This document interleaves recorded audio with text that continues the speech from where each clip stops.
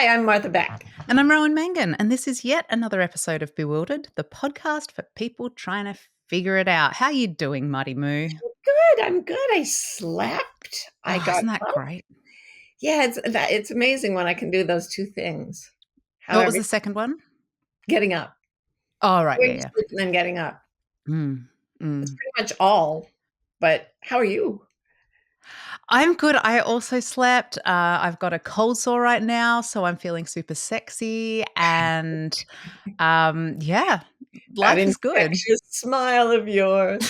It's so Yeah, infectious. every day. This is a big deal for us. Like every day we get up and we're like, "Did you sleep?" Yeah. It's a huge deal for us because we've both had experiences with not sleeping.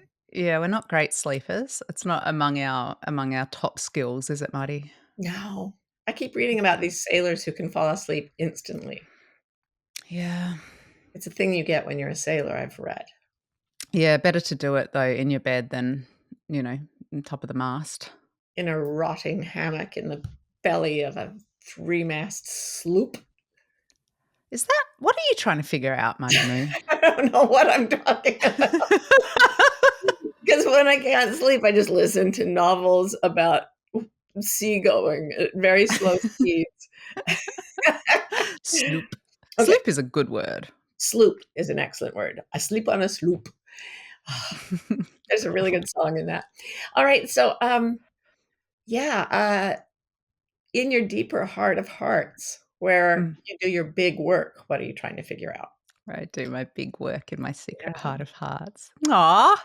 Um, I'm always just trying to figure us out and our strange ways and how Good luck. um, we in our family, in our little house in the woods, how weird actually are we? That's Very that's usually weird. what I'm trying to figure out. Yeah. So a few days ago, I'm really sorry about this, Marty. I'm really sorry I am this way, but Huh? we had an interaction and I just had to say, Marty, stop singing that one line from that one Oh, yeah, song. I remember this. The shame burns. It I'm burns, Ro. sorry. I'm sorry, but there was just and I also kind of burst out with it in a rude way because I Yeah, just it was couldn't more like, anymore. "Shut up!" Kinda that. Yeah, that it very much came out that way. And and I am really sorry, but in fairness, it was like one of the most boring lines I can't remember what line it was now, but it was like one of the procedural lines of the song, not like yay, let's re-sing that. You were just like focused on Procedural some of the song admin. lines. and and so then you said, "Oh, I'm sorry." And I said, "I'm sorry. I did well for the first hour and I didn't say anything." And I did. And then you said, "I'm so sorry." And I said, "I just couldn't handle the repetitions." And you said, "Me too." And How was I it loved weird? that moment because I was like, "Oh my God." And I suddenly thought, wow, Marty, we're actually sharing this, the two of us right now. And I said, I said to you, so we're actually both being terrorized by the same person. Thinking, yeah, you're not just terrorizing me, you're also terrorizing yourself. And you just went, yeah. And then with this like evil that rarely shows up in your voice, you just said three words that I've never heard said before and never expected to from you. You just went, fucking Tracy Chapman. That's wrong. I did not mean that. I love that for you, we were both being terrorized by Tracy Well, Chapman with whenever you singing anyone this one line. thinks up a really great song and then gives it great lyrics and then sings it in a great way so that Uh-huh. it sticks in your head and you cannot not think it, and Right. then you end up with it having to be medically removed from your head, that's not Yeah. my fault, right? Fucking Tracy Chapman. Sorry about my language, but Stop writing such great freaking songs and then singing them in such a great way. Fast Car. I mean, it's a masterpiece. It's a classic. NASCAR. I mean, now get ready for another week of it because it's in my head again. And you'll just be like, so I quit school. So I quit school. Very strange. I'm I gonna don't think we have to pay her a royalty for that take little. like 400 years. I finally quit school. What are you trying to figure out, Mighty Moo? Oh Lord, this is just shame upon shame because I was singing that song in a way that was like galling and horrifying to my darling, darling partner. And then my own thing is also shameful because I went on a podcast, a popular podcast. You cheated on Bewildered? I did. I went on a podcast called Go Ask Allie with Allie Wentworth, Oh, who she's great. is one of the most brilliant, hilarious women in the world. If you haven't watched her podcast or listened to it, go listen. And her friend was on, and her friend is Mariska Hargitay, who plays Olivia Benson on Law and Order. SVU. SVU, not SUV. I have to always say, not Law and Order. Dun dun, there's a very big car Off-road and it burns vehicles gas. in the criminal justice system. Off-road vehicles are considered particularly elusive. The Priuses have to investigate their use of fossil fuels. The dedicated officers who chased them through the subways of New York. I'm thinking an SUV thing centered in New York. Anyway, Law and Order, they were both SUV. there, and now I don't know if her name was Mariska or Mariska because it's spelled Mariska. I thought I heard Allie say Mariska. I said Mariska through the whole thing. And usually, the thing is, usually I can let things go, but I was so infatuated with these two women. Like they're great. They're so smart and so fun. I'm feeling a bit threatened by this new relationship you've I had forming. this little cup of water. Like right now, I have a Tic Tac in my mouth because it keeps my mouth from going dry. But I was like, I'm not even going to do that. I'm just going to do this one naked. I'm just going to go without a Tic Tac. So then it starts in my mouth. But with clothing? No, I never wear clothing on. Only on this podcast do I wear clothing. No, I'm still naked under all these. Anyway, then it started, and my mouth goes so dry. As soon as I realized how cool they both were, I got really nervous, and my mouth went so dry. And I'm like, I've got to grab a Tic Tac, but I couldn't. I couldn't start feeding myself on camera. So I had a little cup of water. I thought I would give myself a drink, and I raised my hand, and I was trembling like an aspen leaf in the fall. And so I kept lifting my cup and thinking, I can't drink it without like literally spilling it in my face. So I would put it down as if it didn't matter. And then I'd pick it up because I could not talk. I was like, and finally I just had to have water. So I raised the cup as far as I could without trembling convulsively and spilling. I kind of pushed, like I tried to reach it with my lips by extending my lips outward. And so my head is shaking, my hand is shaking, my lips are reaching. It's like some sort of weird monster movie where like the monster is trying to suck someone's blood. Violently. Mariska and Allie are trying to like not notice, but they can't help it. And I'm like spilling water, and then I put it down, but I was done, and it's on camera, and I can't sleep. Well, I did sleep, but I couldn't that night because the waves of shame. Oh my gosh. I love that so much. They were so brilliant. And I was like some crazed evil plant from Little Shop of Horrors. I love the idea of you thinking, well, my cup of water's on the table. So instead of lifting it to my mouth, I'm going to make my lips extend from my mouth. My whole head was like off camera while being interviewed and talking. Yes. About the difficulties of aging.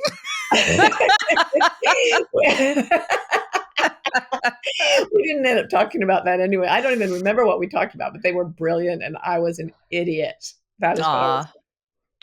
I'm sure it went great. I'm absolutely like 110% sure it went great because I know what you're like. I know what you're like when you show up naked and then fall in love with the interviewers. Yeah. It's true. True. We'll be right back with more Bewildered. I have a favor to ask. You might not know this, but ratings and reviews are like gold in the podcasting universe. They get podcasts in front of more faces, more eyes, more ears, all the bits that you could have a podcast in front of. That's what they do. So it would help us enormously if you would consider going over to your favorite podcasting app, especially if it's Apple, and giving us a few stars, maybe even 5, maybe even 6. If you can find a way to hack the system, I wouldn't complain. And a review would also be wonderful. We read them all and love them. So thank you very much in advance. Let's just go out there and bewilder the world. Mwah. All That right. So, well, I think, we've got plenty to be working on, but today we're doing something a bit different for Bewildered. yeah. Yeah. So it's a special kind of episode. It's not a bit Wild Files episode as such. Mhm. We don't actually have a name for this kind of episode, although we have done it a few times. I guess if I had to find a name for what we're doing here, it would be something like Rose Cry for Help. So, all right. So here's the deal. Sometimes, as I'm sure our listeners can imagine, I go to Marty and I just go, "Can you fix me? I have a problem." And this has come up. It regularly comes up. And sometimes the problems that I have are weird and individual, and I won't be sharing those with you. But then there's this one that recurs, and I know this isn't just me. I know that other people have this. So I thought, let's save it and let's do it. I come hat in hand to Marty. Hat in hand, or is that asking for money? I just want to be humble. Hat, I hat. I just bring some item of clothing All in your right. hands. I choose a sock. I come Sock in here, hand, sock then. on hand, like a little Sock on puppet, going, hand. help me, Marty. Help me with You my wandering weird around the problem. house with a sock on your hand is like, "Oh, no, she's falling apart." that's my emotional support sock. Um, all right. Though, and look, I will also say as a disclaimer that we have talked about this kind of thing before, but the fact that it keeps coming around for me, and it's all about me, tells me that this is kind of a pervasive cultural thing. Yeah. So I'm prepared to go out on a limb and say I'm not the only one stressing out about this issue. So, Marty, to kind of get us rolling on this topic, Yeah. can you tell our listeners what happened yesterday in our house? Yes. A virus ran rampant through the household. Not COVID, thank God, but something that made us feel very sick for a day or two or three. Lila, of course, gave it to all of us. And then, Thank you, Lila. yeah, thank you, Lila. And yesterday we had no energy and we lay about having slept, but waking up feeling absolutely crappy, trying to get the day going. It didn't really work. And then you did come to me, sock on hand, and say, am I going to just dwindle into the grave and leave Lila motherless and never accomplish anything in my life? Yeah, And I said, because of course. are you just The realizing way we this all now? go. Yeah, I have like a thing where when I don't have access to a lot of physical energy, which does happen periodically for me, which we've also talked about before. I it's that like where you universalize it, where right now I have no physical energy, therefore I will never again. It's like when you're depressed as well. Like it's that same thing where it's like I will Right. never be happy again, and I never have been happy. So yesterday it was like I don't have any physical energy and I never have Ever. ever in my life. I have never stood up. I have never like strolled about or done a single bit of work. And of course, it ended up focusing on work because that's the bloody culture coming in. Well, you did the fear of bad parenting as well as work. Yeah, for sure, for sure. So yeah, so that's where I was. I was just like, and what it culminated in, and is what is still there, even though I feel a lot better today, is the classic, that old chestnut. I'm not getting enough Oh, done. God. So, Marty, will you please help? Help me, Marty. Help me. Help me. Doc says, help me, Marty, please, Okay. please. First of all, I have to, just for those of you who are feeling sick and have your sickness glasses on, it is true that whatever state you're in, it seems to generalize. And in your defense, at the moment, the person who is saying that at that moment in time is like, has no past and has no future. You're just very present. Just Mm, going, ooh. So it's a different you. And it reminded me of a story, a joke about a lion and a mouse. of course And it did. the yes.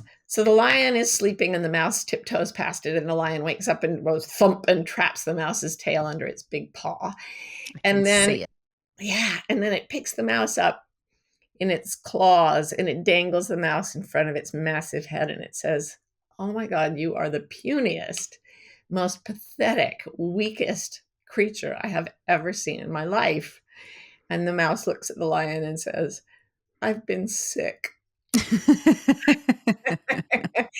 And that's how I feel most days of my life. So Anyway, hang on, but I feel like there's a problematic moral to this story because the mouse thinks that she's the just mouse been blames being sick. sick on its. What I'm telling you is, you are as weak and puny as you appear when you're really sick. That's what I'm It's a taking from it. cultural reinforcement of the general message, which is that we're all supposed to have tons of energy all the time.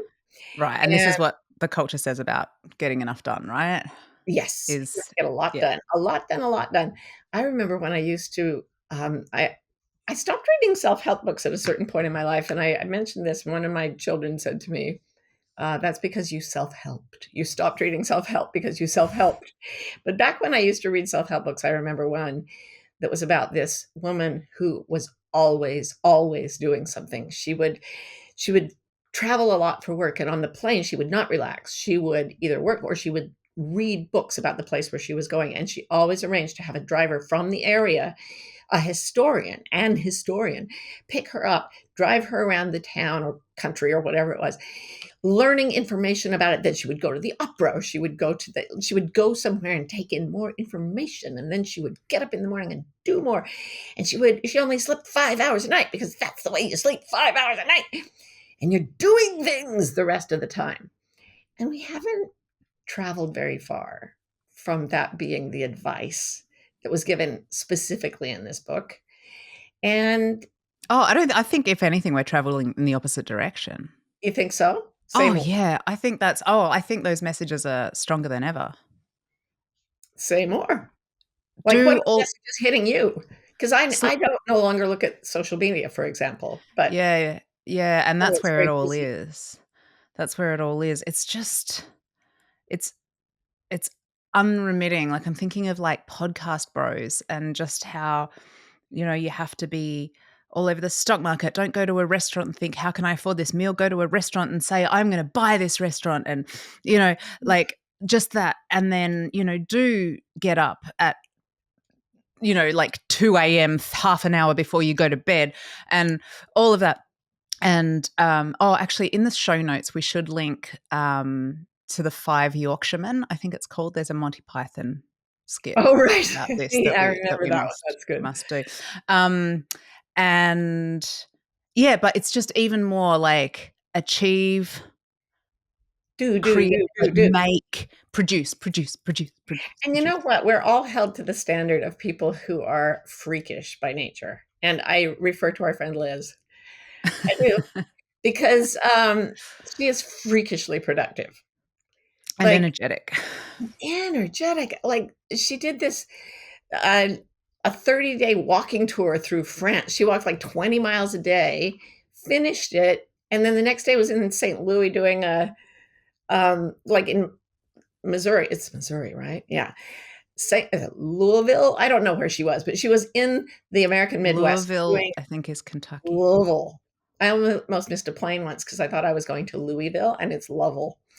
But like, and then she was giving this speech, and then I wrote to her and I said, I'm gonna draw things. I'm gonna draw a picture every day. 3 days later, she emailed me back a 76 card tarot deck that she had drawn and labeled publishable quality, all 76 laid out, that she had done because I said, I'm going to draw one picture. So, Liz. and she feels weak because apparently in her family, people are like made of titanium and never break down and just do incredibly high quality work all the time. And it's Maybe very, that's why she likes us. She just comes to our house and we're like, "Hello, yeah, I help know. She's like, yourself." She always ends up coming over and then making us soup. it's so true. We're always just like, We've been sick. She's like, no problem. I just finished another novel in 4 weeks. I'm going to make you some soup. Then I'm going to go out to the back and build you a tiny house where you can rest. I'll be back in 20 minutes. Boom. And it's always like perfect. Mm. Mm. So people like that, I'm just saying, they are able to like live up to the mythology that that's how we should always be. But that's not the problem. It's the mythology that's the problem, right? Yes. Yes. I mean, you go, Liz. We love you and your incredible energy. And Um, there's that thing about how, like, world leaders are often that archetype of people who only need 3 hours sleep a night and all of that. Like, they often are the ones that can end up with those sorts of unrelenting positions because most of us, well, I mean, you and I wouldn't last oh God, 5 no. minutes. I was doing research for a novel that I've not yet written because I'm not productive enough. But I was one of the characters was supposed to be the CEO of a company. So I went and I read all these biographies of CEOs, like really successful CEOs. And there was like a competition to see who could sleep the least. Like Oh, 3 hours, 2 hours a night. That's fine. I take a cat nap for 30 seconds at lunch and then I just need 2 hours at night. It's inhuman and cruel and I yeah, think morally wrong. But that's just me. absolutely. But yeah, the culture is what they always say used to tell me at Harvard, sleep faster. Shit. Ah, All right. Sleep so faster. yeah, So everything so far I'm feeling much better from what? From just from, you've given me the advice, sleep faster. You've given like me the right. example of Liz Gilbert tromping around France and building tiny houses left, right, and center as she goes. Um, so I You're think feeling we've scared. kind of captured what the culture says about this. Yeah, it's deadlines, it's schedules, it's the general left hemisphere dominant obsession with material acquisition that is part of 21st century capitalism and all capitalism. And it just permeates everything. Yeah. Well, I just, for the love of God and all that is holy, can we get to figuring this out, please? Absolutely. Right this minute after a break. So, Marty, in this very special Rose Cry for Help episode, help me, Marty, help me. Please, I hate the feeling that I'm not getting enough done. I feel it all the freaking time, Yeah. not just when I'm sick, though it gets stronger then. But please help me figure this out right now. Help, help, Help. help. Okay. First of all, you have to just listen to a Tracy Chapman song and sing it over and over until you feel so mesmerized you forget the culture. It really works Okay. well. Got it. Um, All right. I'm taking First, I want notes. to tell you a story because this was a turning point in my own life.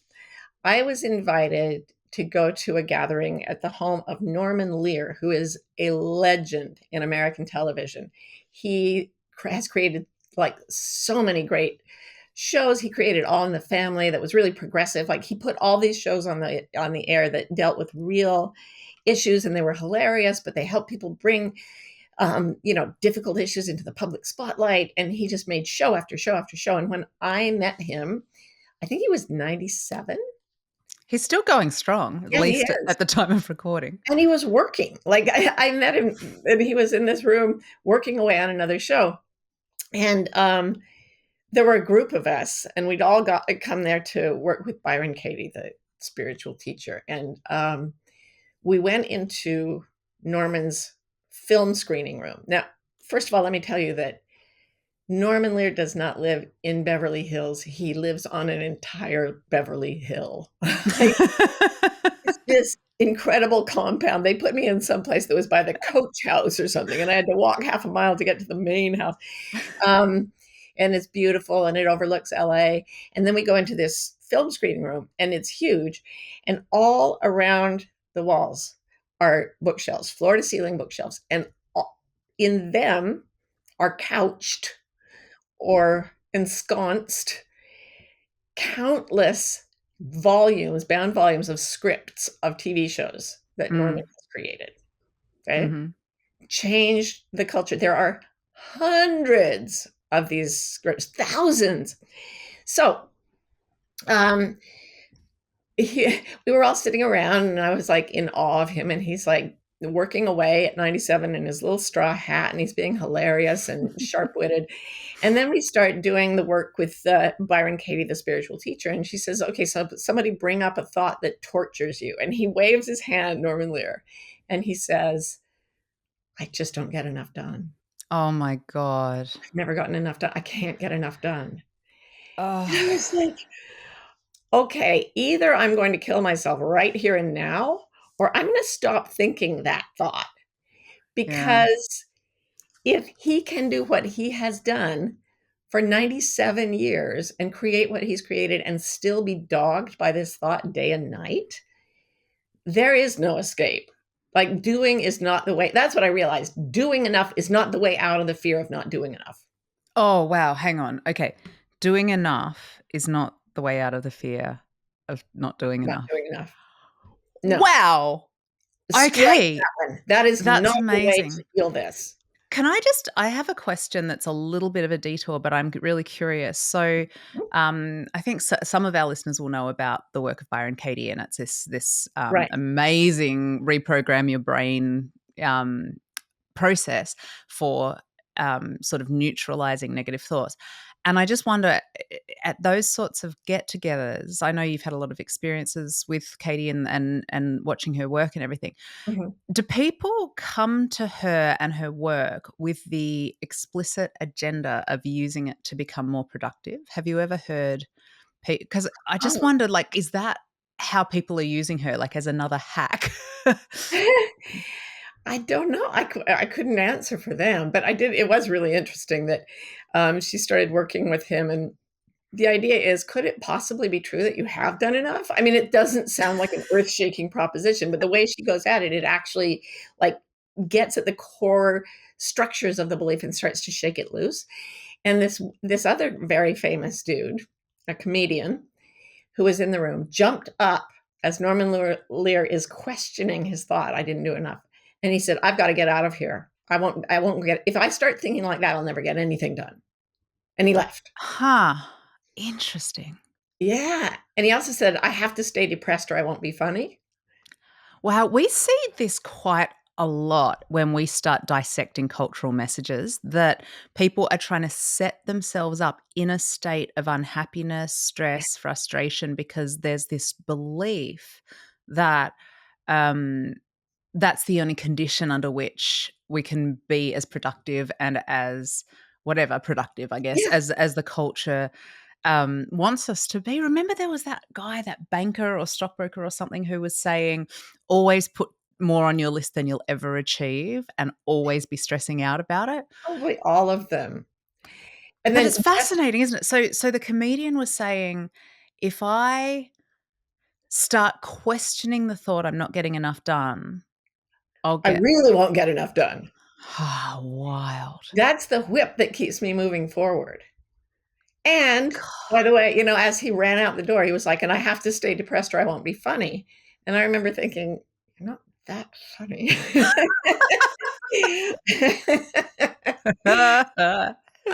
Now he'll hear this and hate me, but that's all right. I've already shamed myself publicly on the Ali Wentworth podcast. Um, so yeah, people, that's the ego's trick. It goes, here's this thought that will persecute you for the rest of your life. And the biggest danger to you is that if I go away and stop driving you, I, you will really fail. You need your suffering to achieve what the culture wants you to achieve. This is really blowing my mind open because I can, now that like you've put it that way, I can just see it everywhere. Yeah. Yeah, it is everywhere. And the question I would ask you, and I would ask anyone, I would ask that comedian dude, I would ask Norman Lear, is doing enough for what? What are you headed for? Where's the finish line? Mm. So I'm going to ask you right now. Yesterday, you felt like you didn't get enough done, but done in what way? What is done? When are you Okay, done? so we're gonna actually do this. Am I We're going gonna? to do this. All When right. are you going to be done? So for me, it is there is no done. Yeah. There is a state in which I am producing regularly to the amount, like where it is not a challenge for me to do this weekly, it's like, all right, so where I get anxious is that I feel like I cannot, because I can't rely on my physical energy day in, day Mhm. out to be consistent. I feel like I can never plan to um to be reliable, to rely I can never rely on myself to produce anything or keep promises, or that sort of thing. Does that make sense? Yes, and when will you know that's enough? Because I have known you to be very productive in one area and then say, "Oh, but I didn't do this other thing." We've talked about this too, the contradictory roles and the different things that we tell ourselves we have to do and how we do one and then it's still not enough because we haven't Mm. done the other. So So when are you actually going to be able to get up one morning and say, "Oh, I'm done. I'm there. I'm perfect. It's going great." yeah, I mean, I think I would have to have been on a roll for like, I don't know, 6 months of a perfect attendance record for the various things that I've told myself I'm going to do daily or weekly or monthly. S- And then I would feel like, all right, I can trust myself. I've held it for Okay, 6 but then months. suppose you slip. And now you've got people expecting weekly productivity. You've got people who are writing you little emails saying, "Thank you for doing your Substack because it really, really made my day. I need this every week." And then you can't do it one week. How do you feel then? Absolutely terrible. Yeah. You create a false economy like I've done with my bird feeders. So I just keep putting more bird seed out, which means more birds come, which means it runs out faster, which means I've got to get more bird seed out there because the poor things have now reproduced at an unnatural level because of the availability of this surplus food. And I have to keep it coming, but it just keeps driving more bird population. It is a Malthusian horror. So you're saying that I mustn't send out my weekly newsletters on time, or else I'll be setting people's expectations up. And Exactly. and No. they'll become reliant, and then they'll have babies who have only ever known a time where Ro has a weekly Substack day in, day out, week in, week out. And then they'll die.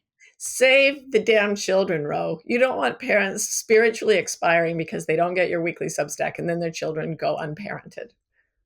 That's on you. Well, I must admit I hadn't seen it that way before. I'm not saying you don't have to do it weekly. What I am saying is there's no done, there's no enough. There's no There is done. in the culture, it's an open-ended more, more, more, more. I mean, look at the way we're consuming the planet. More, more, more, more, more. Look at the way we want to put money in the bank. More, more. Jeff Bezos says to his employees, I read this thing where he said, every morning wake up terrified that you're not doing enough and terrified that the customers won't be pleased. And that's how you keep, being sharp, which in that case means being the richest man in the world. I think at many points, maybe it's the lead changes.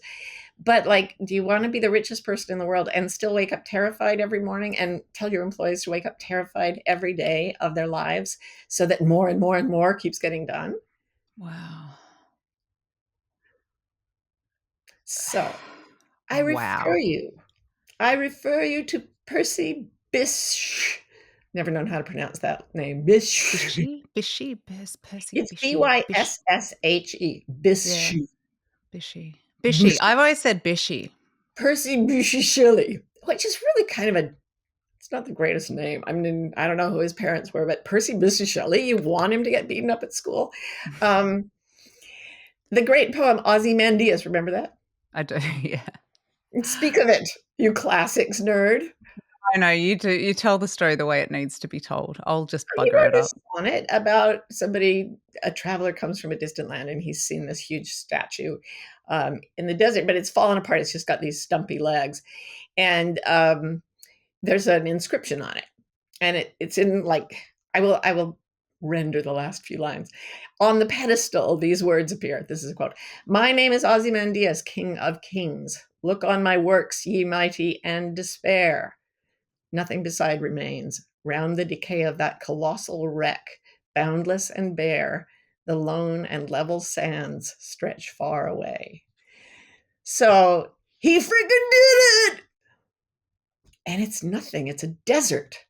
Mm. It's a pair of broken legs and an arrogant, narcissistic inscription on a rock. I wonder if he woke up every morning terrified. I And that's why he got so much done, even though it didn't last. That's right, yeah. Actually, that's probably how we got this poem written. Not Oh not my Shelley, god. Ozymandias. Ozymandias. So the first thing is it's pointless. I mean, if you zoom out and look at it from a logical perspective, this culture is headed off the edge of a self-destructive cliff, and Yeah. all it wants is more, more, faster, faster. To where? To the lone and level sands, to the end of all Mm. things. Like there's no finish line. Never enough. It's true. So, given that, I have a policy when I am sick and I can't get much done. Okay. And the policy is in the negative, and it goes like this: don't slap the baby. I've heard you say this before. I came up with this when we didn't know each other well at all, right? We were living in Mhm. California on the ranch. No, it was just before I arrived to the ranch, you got Okay, really so into this. you were brand new when I Uh-huh. first brought this up. So, um, I was sitting in my little house thinking, "I'm not getting enough done, I'm not getting enough done, I'm not getting enough done," because I think that every single second of every single day. Do I? Not anymore, but I used to, and, I thought, "This is like mistreating a creature." It's like if you had a baby that could get a lot done, like Lila, she gets a Mhm. lot done. She gets a lot done. She moves everywhere at a run. Pa, pa, pa, pa, pa, pa, pa. So you had this baby, and it is your productivity and your energy. And it's this innocent, joyful creature like all little babies should be allowed to be. And it doesn't do the right things at the right times. It stops producing enough for you, the adult. It's like a child in a sweatshop. And so when your productivity starts to slip, you go inside your psyche and start bashing it around, like Mhm. slapping it. Why aren't you doing more? I mean, what were you thinking yesterday when you were lying there right before you said, Marty, I need advice? What was I thinking? Yeah, what was going on in your head? Um, I was just, like, running through lists of all the things that I wish I had been able to achieve in the few days previous and Mhm. yesterday. And did you have judgments of yourself going I had some choice judgments of myself, yes. May you please share them with us all?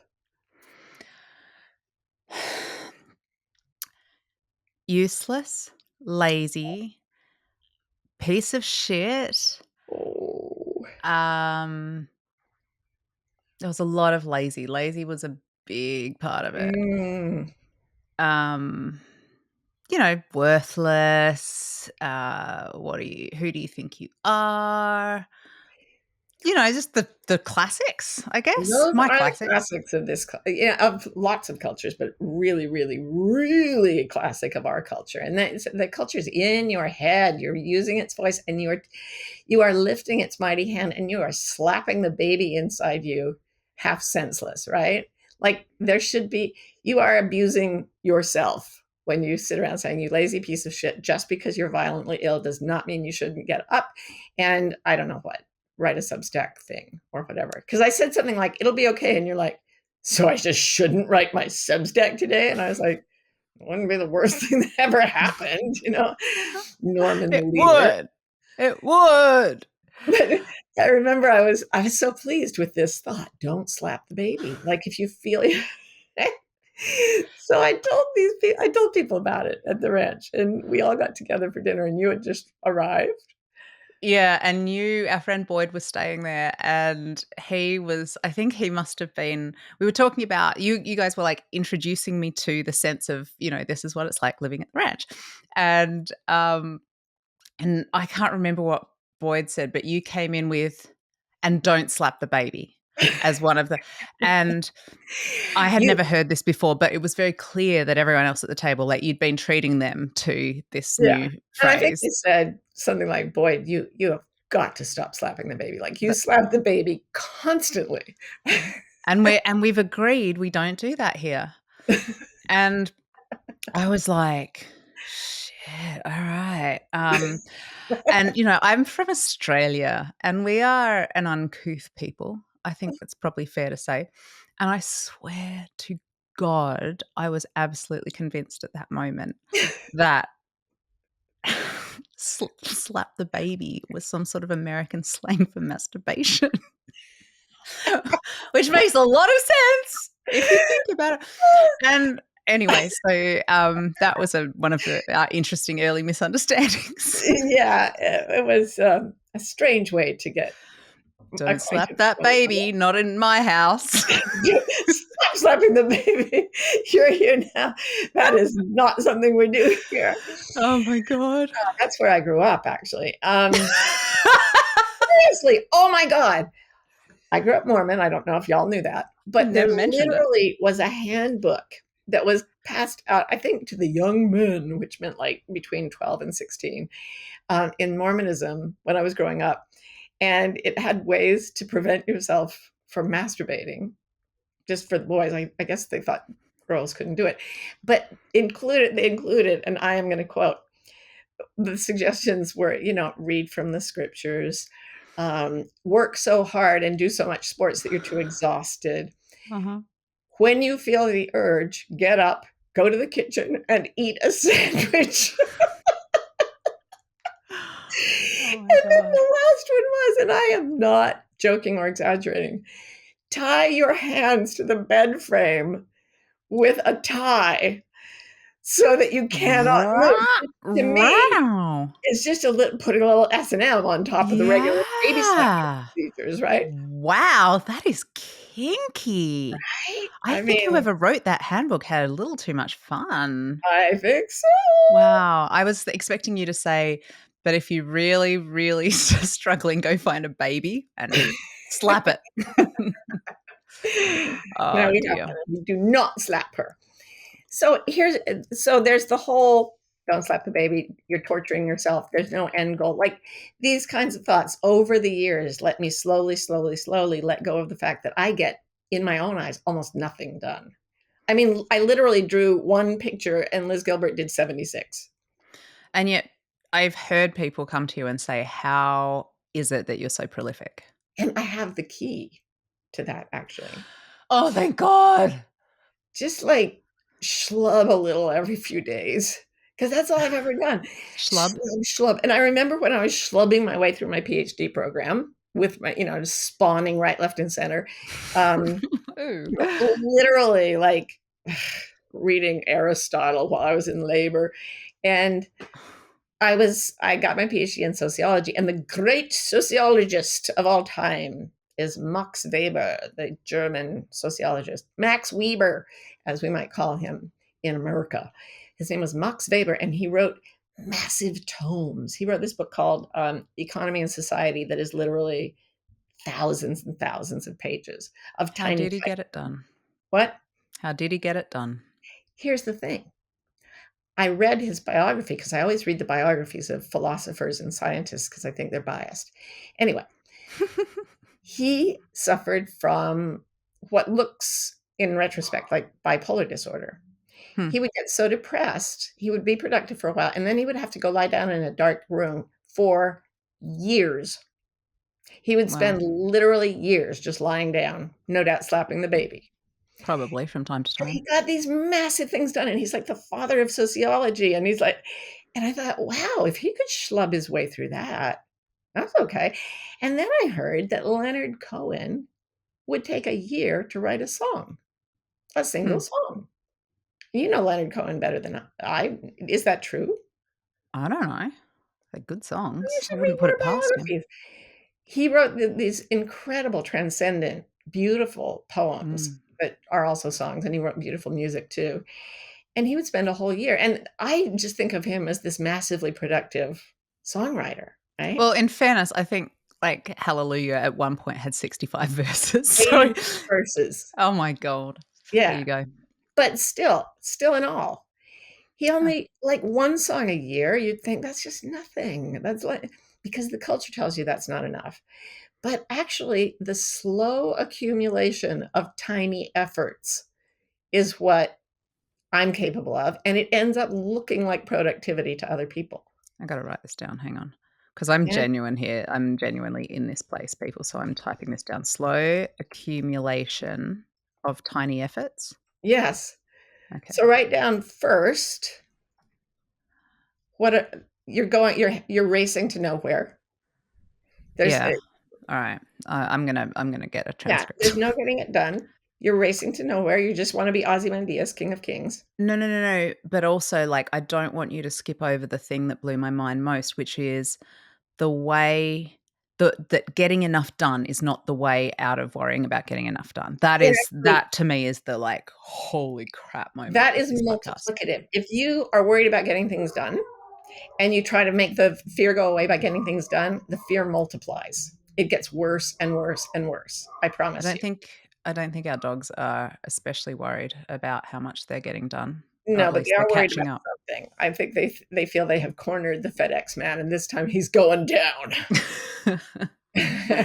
So another poet, Leonard Cohen was a great poet, but Mary Oliver's beautiful phrase, "Tell me, what is it you plan to do with your one wild and precious life?" Yeah.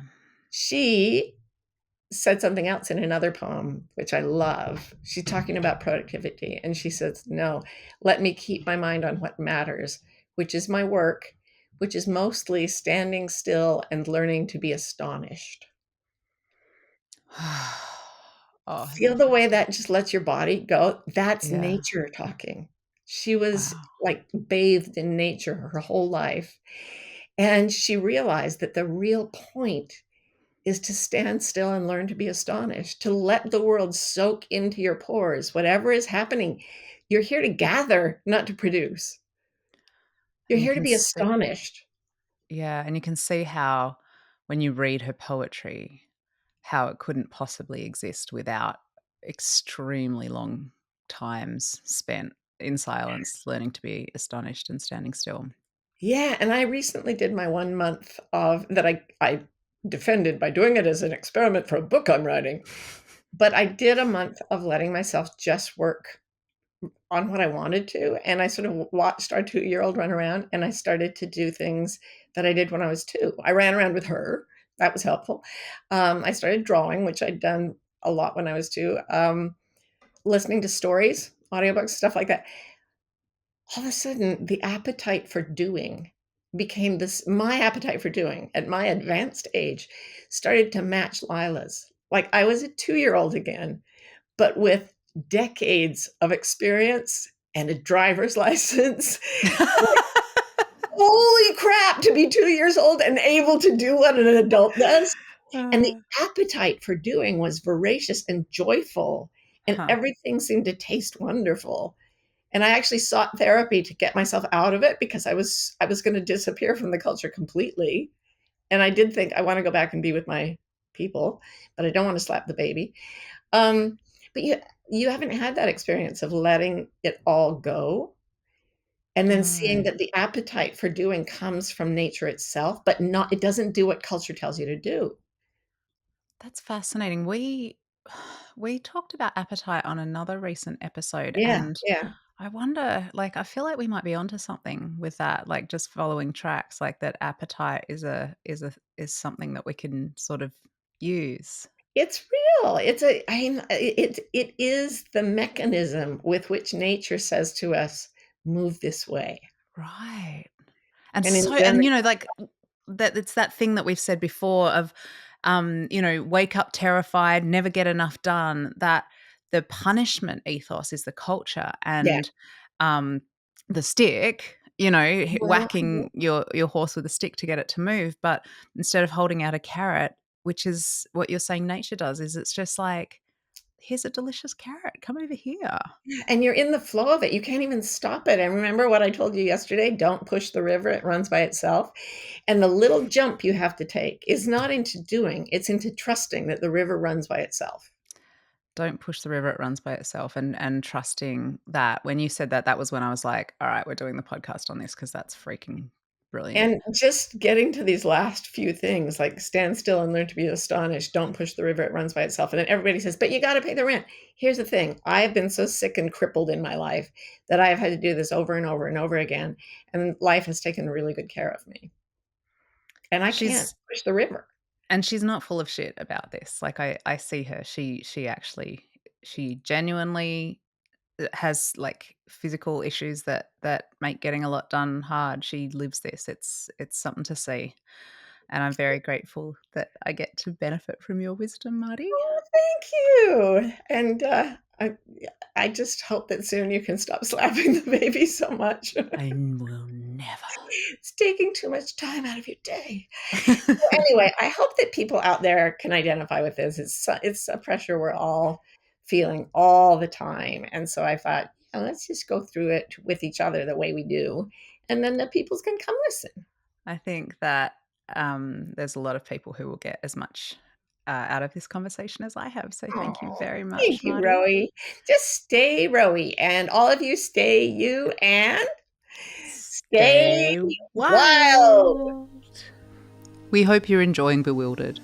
If you're in the USA and want to be notified when a new episode comes out, text the word WILD to 570-873-0144. We're also on Instagram. Our handle is Bewildered Podcast.